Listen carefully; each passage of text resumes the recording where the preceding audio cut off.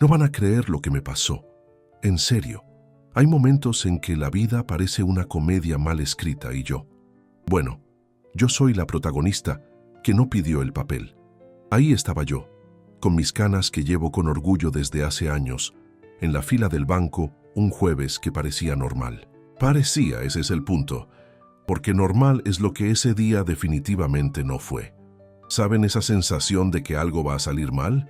Yo nunca la tuve. Siempre fui de esas optimistas irritantes, ¿saben?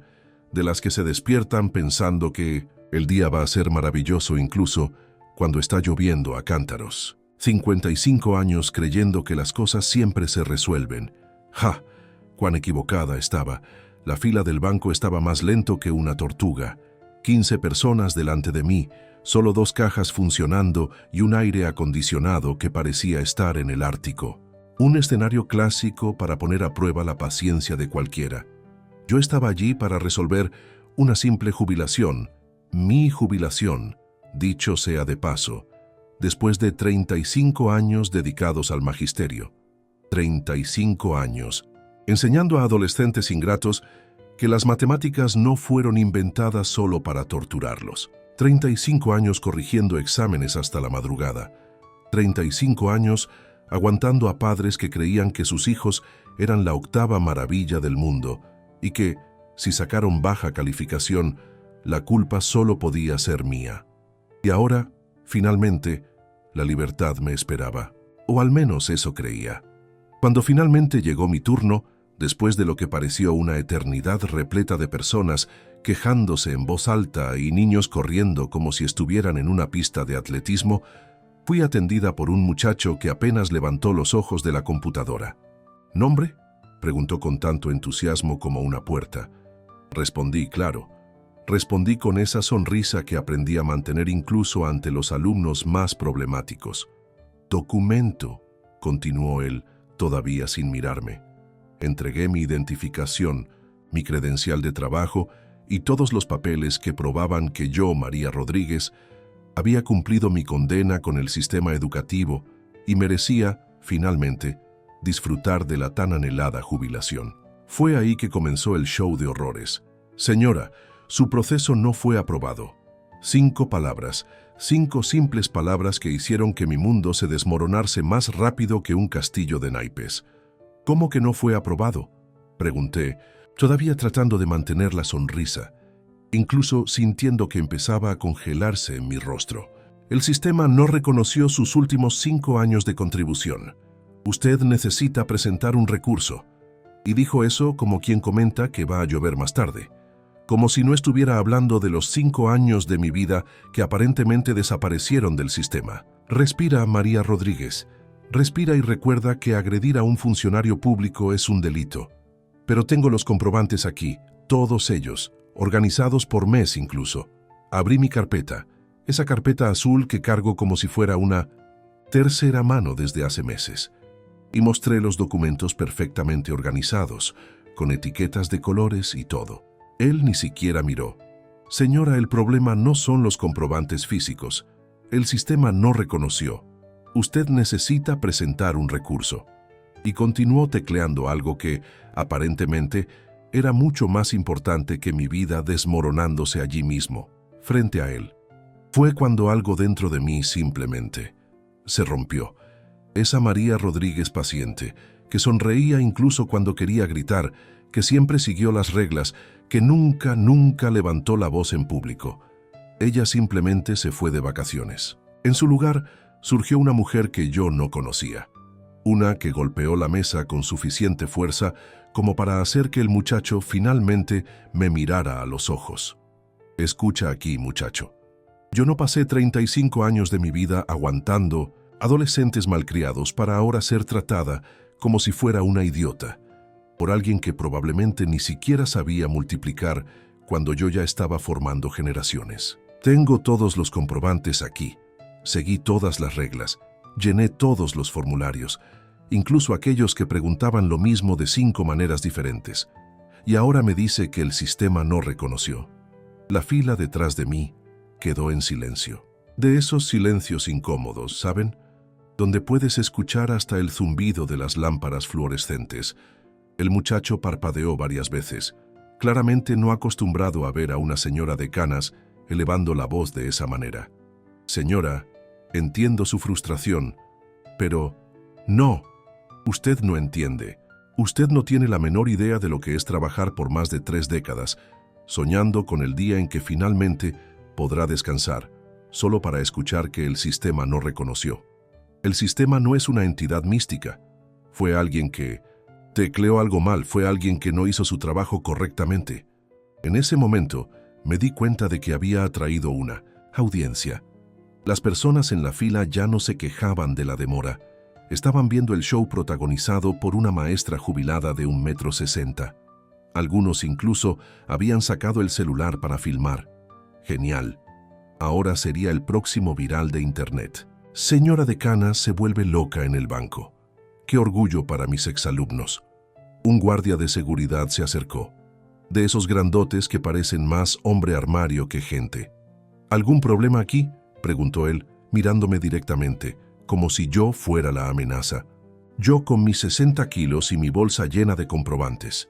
El problema, respondí, ya sintiendo que había ido demasiado lejos para retroceder, es que aparentemente mis 5 años de contribución desaparecieron en el éter, y nadie aquí parece encontrar eso un absurdo aparte de mí. El guardia de seguridad intercambió una mirada con el cajero, de esas miradas que los hombres intercambian cuando creen que están tratando con una mujer histérica.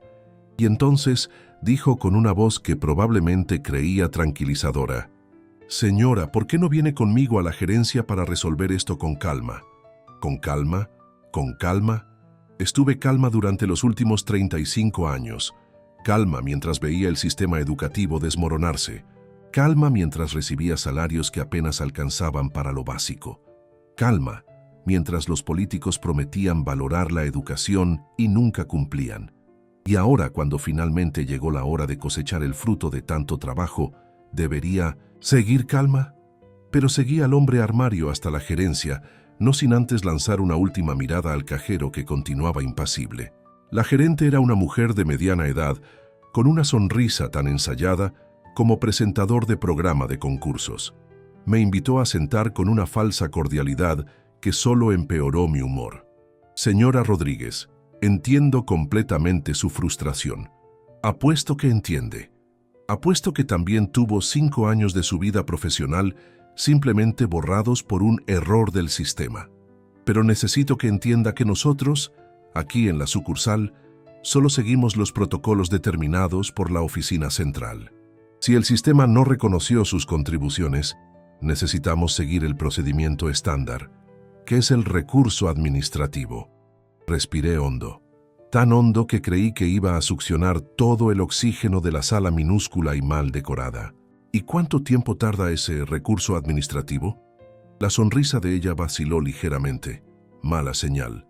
En promedio, de 3 a 6 meses para análisis inicial. ¿6 meses?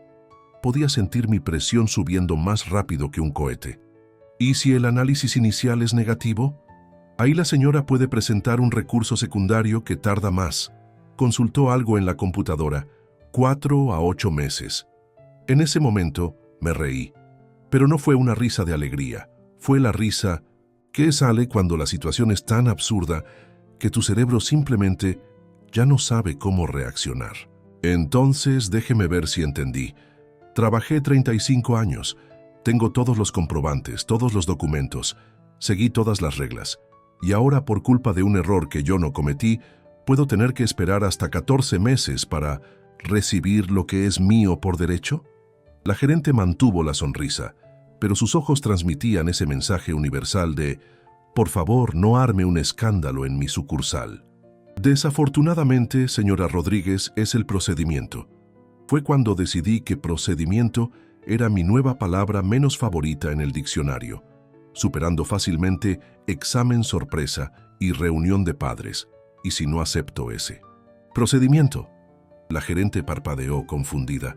Claramente no estaba acostumbrada a señoras de canas que no aceptaban la burocracia como una fuerza de la naturaleza, inmutable e inevitable. ¿Cómo así no aceptar? Exactamente lo que dije. ¿Y si me niego a esperar 14 meses por algo que es mío por derecho? ¿Y si decido que esto es inaceptable y que voy a luchar contra ello? Ella dio esa sonrisa condescendiente que me hizo querer lanzar el portalápices contra la pared. Señora Rodríguez, entiendo su frustración, pero no hay mucho que hacer aparte de seguir el procedimiento. Me levanté lentamente, recogí mis documentos y encaré a la gerente por unos segundos antes de decir, ya veremos. Y así comenzó mi guerra. Una guerra que nunca imaginé librar a los 65 años, cuando debería estar viajando a la playa o aprendiendo a tejer, aunque seamos honestos, nunca tuve paciencia para tejer. Primero, hice lo que cualquier persona sensata haría. Intenté resolver por los canales oficiales. Llamé al número 800 del Seguro Social. 1, 2, 50 veces. En la mayoría de ellas me quedé escuchando esa musiquita irritante por horas, solo para que eventualmente se cayera la llamada. Cuando finalmente logré hablar con un operador, la respuesta fue la misma. Necesita presentar recurso administrativo. Señora, intenté el sitio web. Oh, el sitio web. Una obra maestra de la confusión digital. Botones que no funcionan, formularios que desaparecen cuando estás a punto de enviarlos, y un lenguaje tan oscuro que parecía haber sido escrito para alienígenas, no para ciudadanos comunes. Después de 2 semanas intentando los canales oficiales, me di cuenta de que estaba perdiendo el tiempo. La burocracia no era solo ineficiente, era propositivamente laberíntica para desalentar a personas como yo. Personas que no tienen 14 meses para esperar. Personas que trabajaron toda la vida siguiendo las reglas solo para descubrir que las reglas no fueron hechas para protegerlas. Fue cuando decidí cambiar de táctica. Si el sistema no funcionaba para mí, yo tendría que hacerlo funcionar, y para eso necesitaría aliados. Mi primera parada fue el sindicato de maestros. Imaginé que encontraría solidaridad, apoyo, tal vez hasta orientación jurídica. Lo que encontré fue más burocracia. Llene este formulario, espere a ser llamada. Tal vez consigamos programar una reunión en unas semanas. Unas semanas. Ya estaba hirviendo de impaciencia después de 2. Fue en la sala de espera del sindicato, mientras aguardaba mi turno ser llamado. 123, yo era la 87, que conocía a Elena. Canas, aún más abundantes que las mías, lentes de armazón rojo y una expresión que mezclaba cansancio y determinación. Ella hojeaba una revista de 2018, probablemente la más reciente disponible en esa sala mal iluminada. ¿También intentando resolver la jubilación?, pregunté, más para pasar el tiempo que por real interés.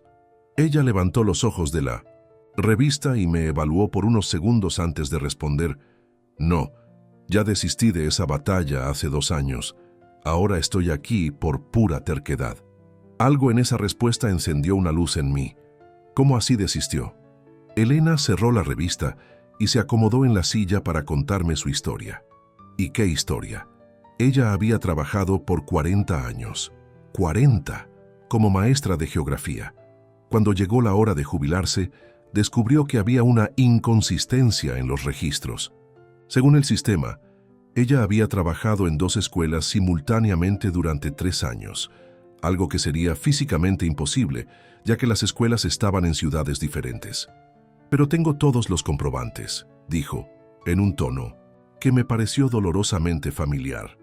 Tengo hasta declaraciones de los directores, pero el sistema dice que es imposible. Entonces debe ser. ¿No es así? El sarcasmo en su voz era tan afilado que podría cortar papel. ¿Y qué está haciendo? ¿Aquí sí desistió?, pregunté genuinamente curiosa. Elena sonrió, pero no era una sonrisa feliz. Era una sonrisa de quien conoce verdades incómodas. Estoy ayudando a otras maestras a no caer en el mismo agujero que yo. Formé un grupo de apoyo. Nos reunimos todos los miércoles en la Plaza Central. Un grupo de apoyo para maestras con problemas de jubilación. Aquello parecía al mismo tiempo triste y reconfortante. ¿Cuántas son ustedes? Empezamos con 5. Ahora somos 28. Tragué saliva. 28 mujeres, todas enfrentando el mismo problema.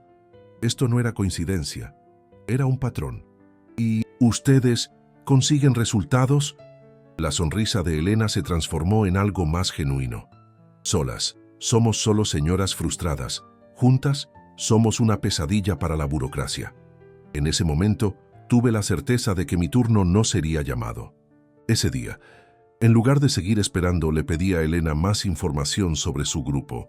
Me dio una tarjeta sorprendentemente bien hecha. MJSB, Mujeres Jubiladas contra la Burocracia. En el reverso, una dirección de correo electrónico y el lugar de la próxima reunión. Salí del sindicato sintiendo algo que no sentía hacía semanas: esperanza. No esa esperanza ingenua de quien cree que todo va a salir bien porque sí, sino la esperanza calculada de quien vislumbra un camino de lucha. La primera reunión del MJCB fue una revelación. No era solo un grupo de apoyo, era una fuerza de tarea. Cada una de las mujeres tenía una habilidad específica. Elena, la líder informal, era especialista en navegación burocrática. Carmen, ex maestra de informática, entendía los sistemas online mejor que muchos jóvenes. Sofía, que dio clases de derecho antes de convertirse en maestra de secundaria, conocía todas las lagunas legales.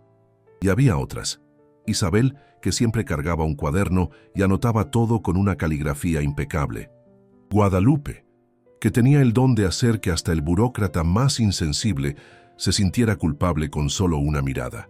Patricia, cuyo hijo era periodista y ocasionalmente publicaba artículos sobre casos particularmente absurdos. Eran mujeres comunes que, juntas, formaban un ejército improbable contra la máquina burocrática. Y ahora, yo era una de ellas. En las semanas siguientes, aprendí más sobre derechos de seguridad social que en toda mi vida. Aprendí a navegar sitios web gubernamentales, a identificar a las personas adecuadas para presionar, a redactar cartas que sonaban lo suficientemente legales para ser tomadas en serio. Mientras tanto, seguía con mi propio caso. Presenté el recurso administrativo, como se recomendó, pero no me quedé solo esperando. Siguiendo los consejos de Sofía, también busqué la Defensoría Pública. La fila era kilométrica, claro, pero al menos estaba actuando en dos frentes. Carmen me ayudó a descubrir que mi problema no era exclusivo. Había decenas de maestros, la mayoría mujeres, enfrentando exactamente el mismo problema. Años de contribución que simplemente desaparecían del sistema cuando llegaba la hora de la jubilación. Es casi como si fuera intencional, comentó Carmen mientras me mostraba los patrones que había identificado. Sucede principalmente con maestros que trabajaron en más de una escuela o ciudad a lo largo de la carrera. Como yo, que había enseñado en 3 ciudades diferentes durante mis 35 años de magisterio. La revelación me dejó aún más indignada. No era solo un error aleatorio del sistema, parecía ser una falla sistemática que afectaba a un grupo específico de profesionales. Después de 2 meses de lucha, tuve mi primera victoria, pequeña pero significativa. Conseguí a través de mucha insistencia y algunas amenazas veladas de exposición en los medios, gracias Patricia, una audiencia con el gerente regional del Seguro Social. Su oficina era exactamente como imaginaba. Impersonal, fría, con esas plantas artificiales que acumulan polvo y fotografías enmarcadas de apretones de mano con políticos.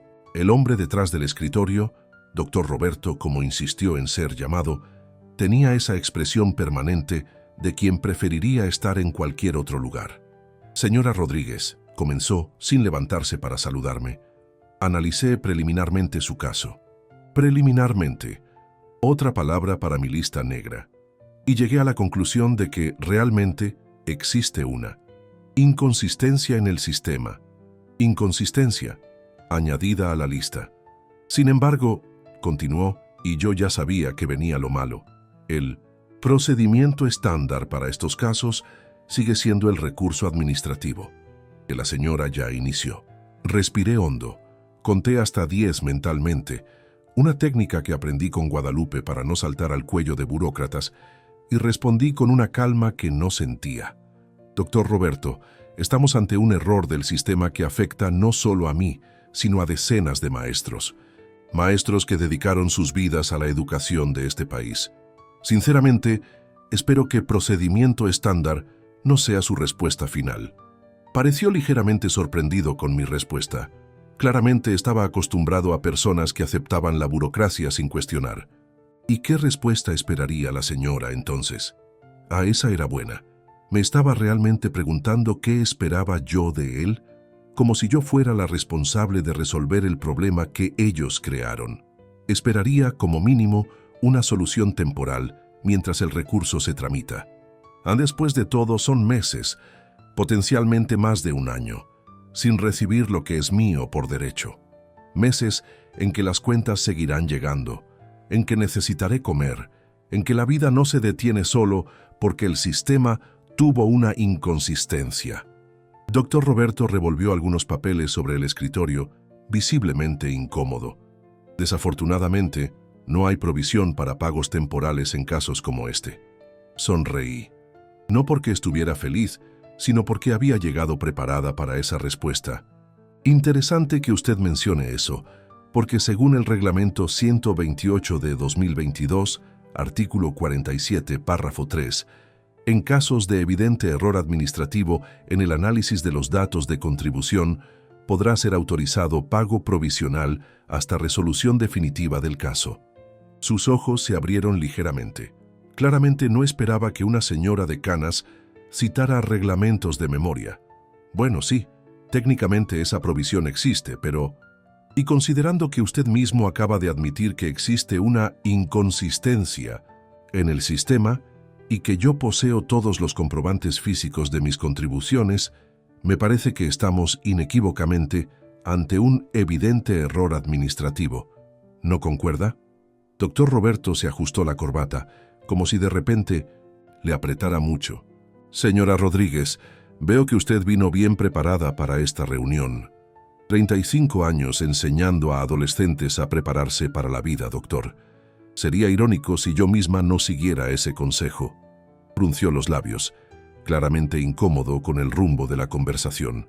Voy a analizar su caso con más atención. Se lo agradezco. Y mientras usted analiza, me gustaría dejar con su secretaria estos reportajes que saldrán la próxima semana. Entregué un sobre que contenía, en realidad, solo borradores de posibles artículos que el hijo de Patricia podría escribir. Un bluff, lo admito, pero un bluff calculado. ¿Reportajes? Su incomodidad aumentó visiblemente. Sí, sobre un patrón curioso de inconsistencias que afectan específicamente a maestras en edad de jubilación. Curioso, ¿no cree? Salí de esa reunión sin una solución definitiva, pero con la certeza de que había plantado una semilla de preocupación. Y preocupación, como bien me enseñó Elena, es a menudo el primer paso para la acción en el mundo burocrático. En la reunión siguiente del MJCB compartí mi experiencia. La aprobación en la mirada de Elena valió cada minuto de preparación. «Aprendiste rápido», comentó. Tardé 6 meses en llegar al punto de citar reglamentos. Sonreí genuinamente orgullosa. Tuve buenas maestras. Fue Carmen quien trajo la gran revelación la semana siguiente. Después de analizar más casos similares al mío, identificó un patrón aún más específico. No son solo maestras que trabajaron en lugares diferentes, explicó ella, mostrando una hoja de cálculo impresionantemente detallada. Son maestras que trabajaron en escuelas que fueron municipalizadas o estatalizadas durante sus carreras, como mi segunda escuela, que era estatal cuando empecé a trabajar allí y fue municipalizada 5 años después. Exactamente los 5 años que desaparecieron del sistema. El sistema fue actualizado después de esas transiciones, continuó Carmen, pero aparentemente los datos de contribución anteriores al cambio no fueron migrados correctamente. Entonces, no es incompetencia, concluyó Elena, es negligencia estructural. Sus palabras resonaron en la sala. Negligencia estructural. Era exactamente eso lo que estábamos enfrentando. No era solo un error aislado. Era una falla sistémica que alguien en algún momento decidió que no valía la pena corregir. Armadas con esta información, decidimos cambiar de táctica. Ya no bastaba con luchar caso por caso. Necesitábamos exponer el problema en su totalidad. Patricia finalmente convenció a su hijo de escribir no solo una nota, sino un reportaje completo. Carmen compiló todos los datos que teníamos, creando un análisis estadístico impresionante que mostraba, sin sombra de duda, el patrón de fallas. Isabel, con su caligrafía impecable, redactó cartas para todos los diputados locales. Guadalupe organizó una protesta, sí, una protesta de señoras decanas frente a la Oficina Regional del Seguro Social. ¿Y yo? Yo me convertí en el rostro de la campaña, la maestra dedicada que, después de 35 años de servicio, era obligada a luchar por lo que ya era suyo por derecho. Di entrevistas, hablé en radios locales, participé en debates. Fue extraño. Yo, que siempre había sido reservada, que prefería el anonimato del salón de clases, ahora estaba expuesta, pública, visible, pero cada vez que dudaba, me recordaba a las otras 27 mujeres que dependían de esta lucha tanto como yo. La presión comenzó a surtir efecto después de 3 meses de campaña intensiva. Primero, recibí una llamada de la oficina del Bindo de Ciento, Doctor Roberto, invitándome a una nueva reunión. Esta vez no fui sola. Llevé a Elena y Sofía conmigo. El semblante del doctor Roberto era completamente diferente. La incomodidad había dado lugar a algo que parecía casi respeto. Se levantó cuando entramos, un gesto que no había hecho la primera vez, y nos invitó a sentar con una cordialidad que parecía genuina. Señora Rodríguez, analicé su caso con más atención como prometí. Asentí, manteniendo mi expresión neutra. Años lidiando con padres que creían que sus hijos nunca se equivocaban, me dieron esa habilidad. Y descubrí que, realmente, hubo un error sistémico en la migración de datos después de la municipalización de la escuela donde la señora trabajó. De nuevo esa gana de decir, se lo dije, pero me contuve.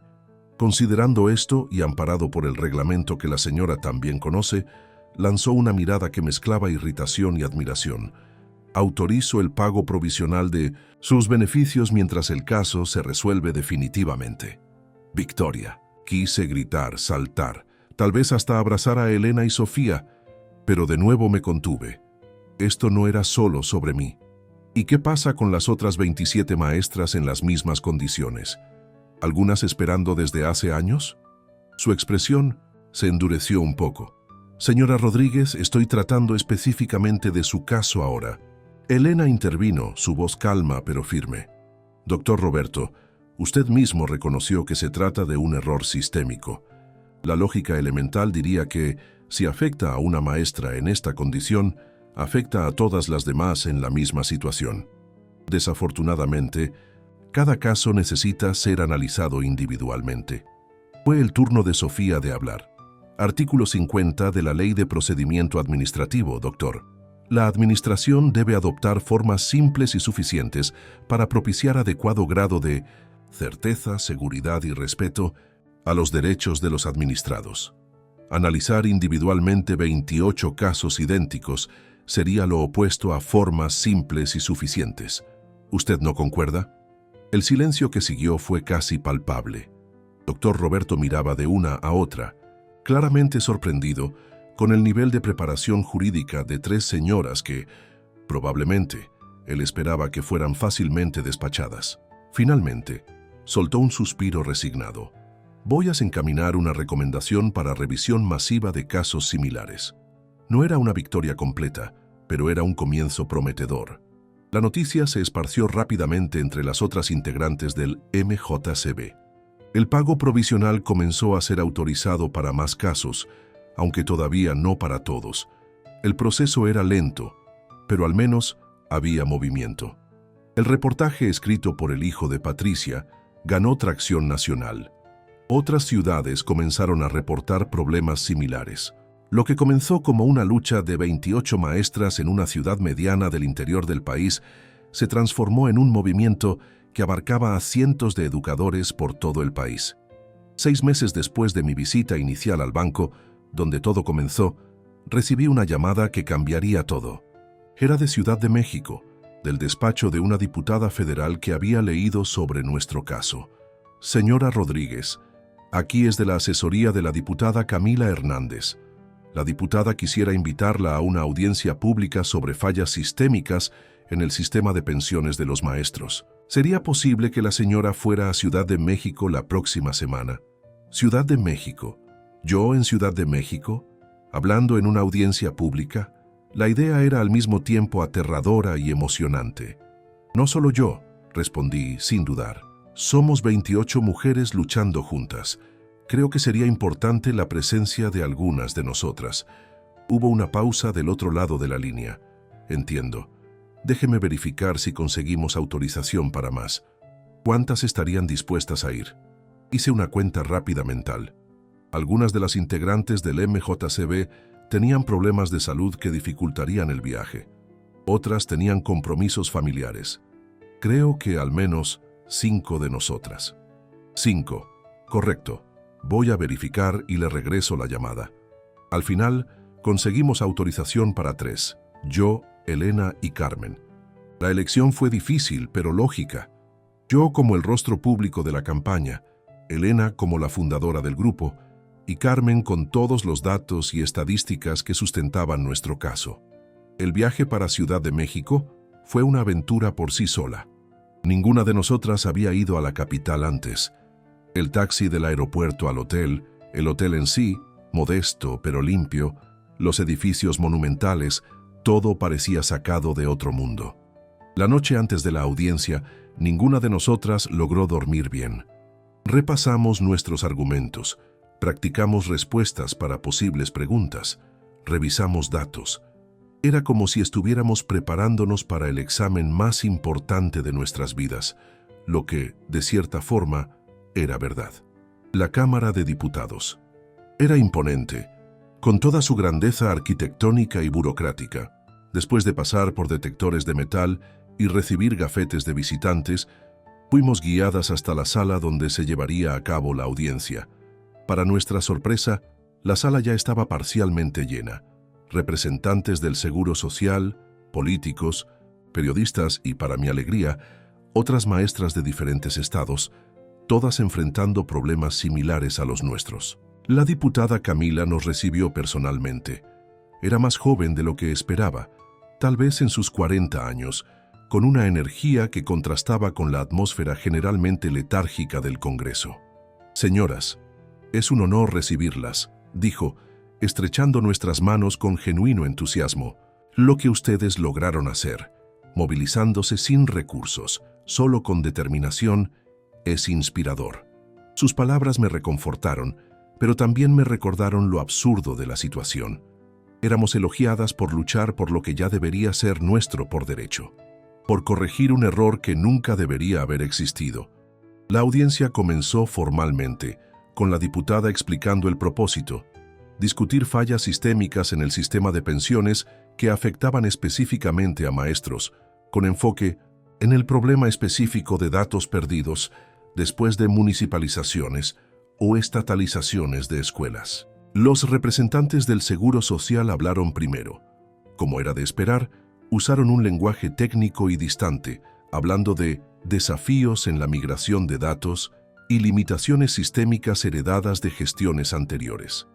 Era la burocracia, en su forma más pura, transformando errores reales que afectaban vidas reales en abstracciones impersonales. Cuando llegó nuestro turno, Elena comenzó con un breve historial de nuestro grupo. Carmen presentó los datos, impresionantemente organizados en gráficos que mostraban claramente el patrón de fallas, y entonces fue mi turno. Me levanté, ajusté mis lentes y miré a la sala llena de personas cuyas decisiones afectarían no solo a mí, sino a miles de maestros en situación similar. Mi nombre es María Rodríguez. Trabajé por 35 años como maestra de matemáticas. Enseñé a generaciones de alumnos, algunos de los cuales hoy son médicos, ingenieros, abogados. Algunos tal vez incluso trabajen aquí, en el Congreso de la Unión. Hice una pausa, dejando que mis palabras fueran absorbidas. Durante 35 años seguí todas las reglas, pagué todas las contribuciones, llené todos los formularios, respeté todos los plazos, hice todo lo que me pidieron. Otra pausa. La sala estaba en completo silencio. Y cuando llegó la hora de recibir lo que era mío por derecho, no un favor, no una concesión, sino un derecho, descubrí que 5 años de mi contribución simplemente desaparecieron del sistema. Mi voz comenzó a temblar ligeramente.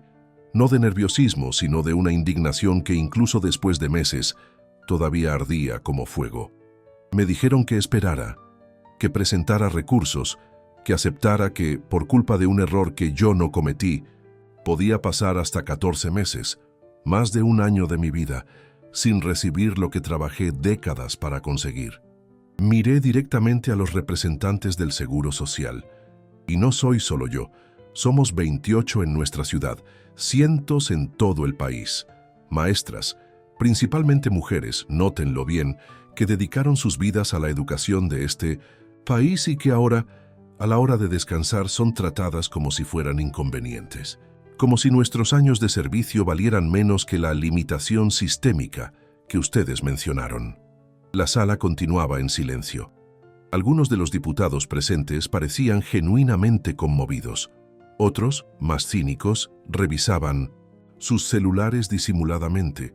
Los representantes del Seguro Social mantenían expresiones neutras, entrenados por años de audiencias similares. No estamos pidiendo favores, estamos exigiendo justicia, estamos exigiendo respeto, estamos exigiendo que el sistema, creado para servirnos, no lo contrario, funcione como debería. Terminé mi intervención y volví a sentarme, sintiendo una mezcla de alivio y ansiedad. ¿Había dicho todo lo que necesitaba decir? ¿Había sido lo suficientemente clara? ¿Había transmitido la urgencia, la injusticia, la necesidad de acción inmediata? Las preguntas que siguieron indicaron que sí. Diputados de diferentes partidos políticos, algunos que nunca imaginarían estar de acuerdo unos con otros, manifestaron apoyo a nuestra causa. La diputada Camila propuso la creación de un grupo de trabajo específico para resolver el problema a nivel nacional. Los representantes del Seguro Social, presionados, se comprometieron a implementar una fuerza de tarea para revisar casos similares y agilizar el pago provisional, mientras los procesos eran analizados definitivamente. Al final de la audiencia, yo, Elena y Carmen nos miramos, un poco incrédulas con el resultado. ¿Lo habíamos logrado realmente? ¿Habíamos movido la gigantesca máquina burocrática? Al día siguiente, antes de regresar a casa, recibimos una llamada de la diputada Camila. Quería encontrarnos para un café antes de nuestra partida. El café fue directa. Señoras, lo que ustedes hicieron es extraordinario.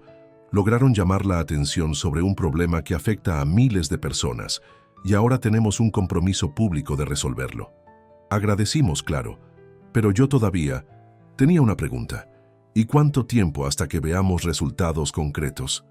La diputada sonrió, no una sonrisa política, sino una genuina. La fuerza de tarea ya empezó a trabajar ayer mismo, después de la audiencia. Los primeros pagos provisionales para casos como los de ustedes deben empezar en 2 semanas.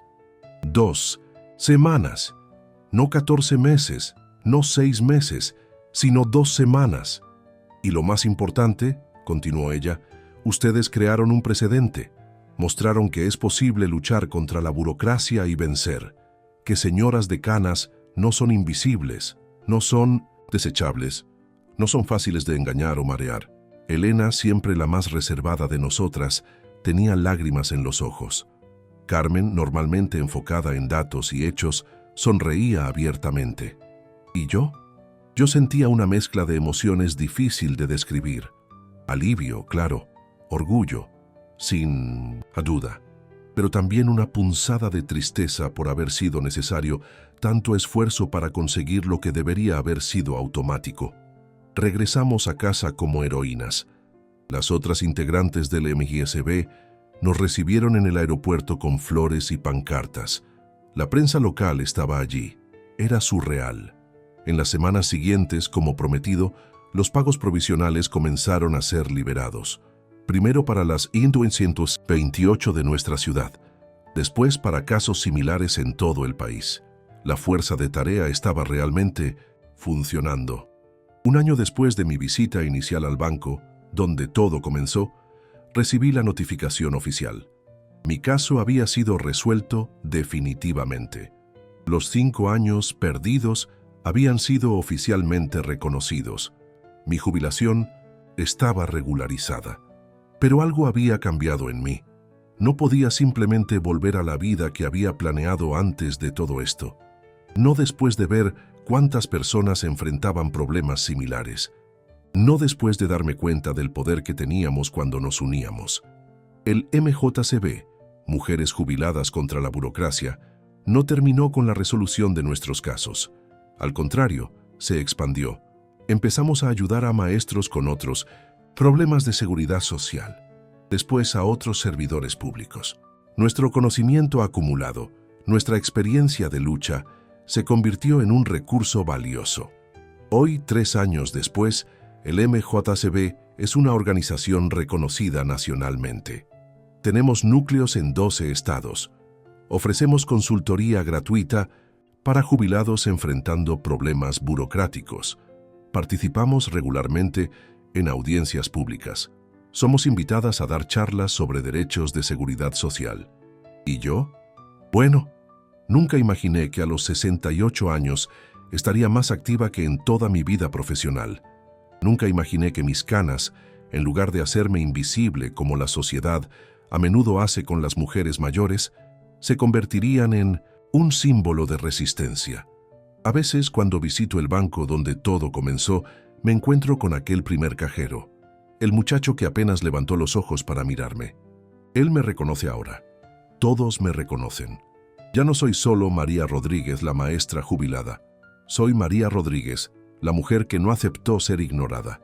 La mujer que, junto con otras 27 guerreras de cabello gris, mostró que la edad viene con sabiduría, con fuerza y a veces con una indignación justificada que puede mover montañas, o en nuestro caso, que puede hacer que la burocracia funcione como debería. Y para todas ustedes que me están escuchando ahora, recuerden, nunca es demasiado tarde para luchar. Nunca es demasiado tarde para decir, no, esto no está bien, o no, yo no voy a simplemente aceptar, porque al final de cuentas el cambio no viene de grandes héroes o líderes distantes. Viene de personas comunes que deciden que ya tuvieron suficiente. Personas como yo, como Elena, como Carmen, personas como usted.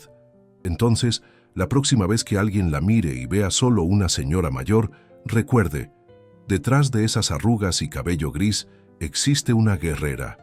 Y guerreras, querida mía, nunca se jubilan.